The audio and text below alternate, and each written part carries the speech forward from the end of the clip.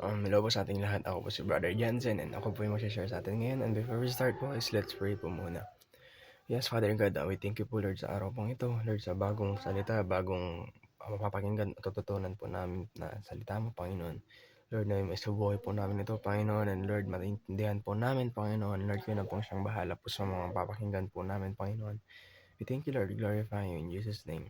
Amen. So, ang share ko po ngayon is natagpuan po sa James chapter 1 verse 14. So sabi dito, natutukso ang isang tao kapag na-attract at nadadala siya sa sarili niyang pagnanasa. So napakasimple lang po niya, pero kaya po ako na dito is ang lalim po kasi ng gusto niyang sabihin, na hindi lang basta sa alam mo yun, yung sa self pag kagustuhan mo para sa sarili mo or sariling kagustuhan mo, hindi lang siya ganun. Kumbaga, meron siyang sinabi dito na natutukso ang isang tao. So, may word na tukso. So, kumbaga may trap, 'di ba? So, minsan pala napaisip ako na minsan pala may mga gusto nating bagay, minsan trap siya ng kaaway para mahulog tayo sa, alam mo 'yun, patibong niya para mandisgrasya tayo. Hindi din disgrasya physically pero disgrasya na spiritually, na magkakasala ka and mapapahamak ka. And sabi ko dito, pansin mo, tuwing mas malapit ka sa Diyos, mas malakas ang tukso. So, 'di ba?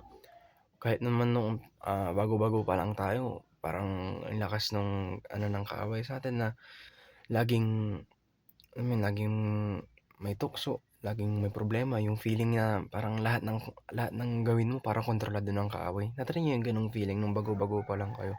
Kasi ako parang gano'n, na nung bago-bago pa lang ako, laging may away sa family ko, laging mayroong mga bagay na, alam mo yun, parang hindi mo kontrolado, na kahit anong gawin mo wala kang magagawa, gano'n.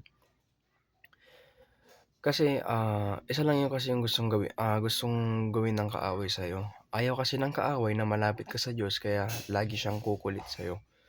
Lagi siyang magpapapansin sa'yo. So, tayo bilang mga Kristiyano, dapat matibay yung foundation natin, yung, alam mo yun, yung relationship natin kay Lord, para hindi tayo basta-basta ganun mahulog sa trap niya or sa buhay na gusto niya para sa atin.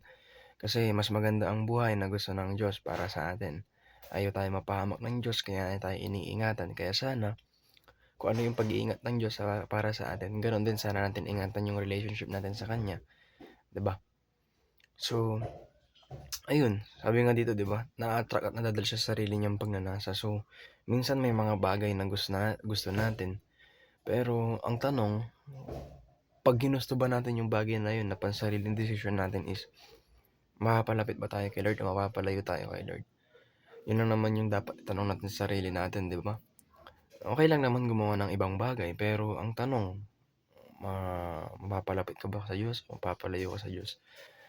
So, yun yung itanong sana natin, first na i-consider natin.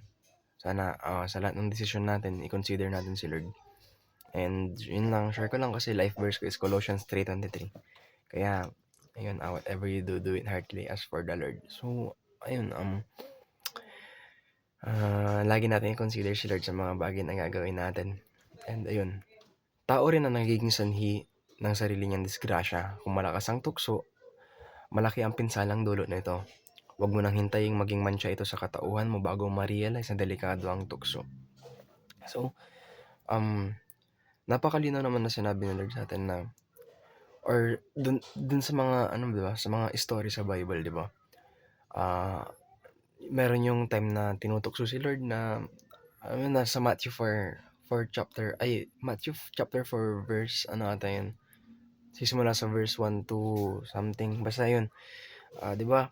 Hindi nagpatukso si Lord. Kumbaga, mas pinairal niya yung pinakita niya na mas lamang yung Diyos na mas lamang yung Diyos na meron siya kaysa dun sa kaaway. Sana ganoon tayo, kasi kung tayo lang din, 'di ba? Kung tayo lang din natin kaya kailangan natin si Lord. Kumbaga, tanongin natin sa sarili natin, pag tinukso ba ako ngayon, ready ba ako? Ganun. Kung hindi, syempre dapat mas patibayin natin yung pundasyon natin kay Lord. Through what? Syempre, prayer and devotion. Kasi kung wala ka nun, talagang mabilis kang ma-trap ng kaaway. Pero kung prepared ka, 'di ba? Hindi ka basta maaano ng kaaway. Kagaya ng ginawa ni Jesus nung tinukso siya nung kaaway, 'di ba?